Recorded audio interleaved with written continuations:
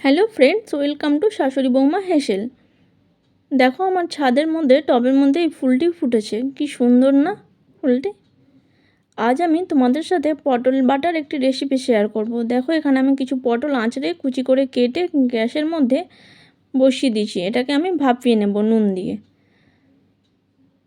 পটলগুলো এখানে আমার ভাপানো হয়ে গেছে। আমি পটলগুলোর জল ঝরিয়ে নেব এবং একটি মিক্সিং জারের মধ্যে এটি পেস্ট করে নেব। এখানে রসুন, কালো জিরা আর কাঁচা লঙ্কা নিয়েছি।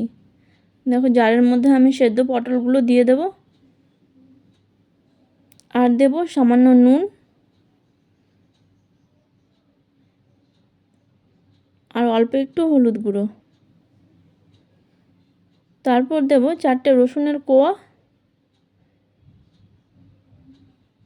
অল্প কিছু কাঁচা লঙ্কা, যেটা ঝাল হবে, একটু ঝাল ঝাল হলেই ভালো লাগে, আর দেব কালো জিরে দিয়ে একসাথে একটি স্মুথ পেস্ট তৈরি করে নেব।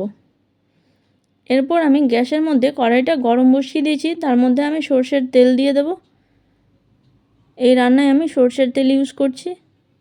এরপর তেলটা গরম হয়ে গেলে পেস্টটি এর মধ্যে দিয়ে দেব, দিয়ে খানিকক্ষণ নাড়াচাড়া করব। দেখো ঘন হয়ে এসেছে, আর একটু হলেই পেস্ট আমার রেডি। গরম ভাতে দারুণ লাগে, তোমরাও ট্রাই করো। আজকের মতো এইটুকুই। দেখা হচ্ছে আবার পরবর্তী কোনো ব্লগে অন্য কোনো রেসিপির সাথে। সবাই ভালো থাকবেন, সুস্থ থাকবেন, নিজের খেয়াল রাখবেন। টাটা।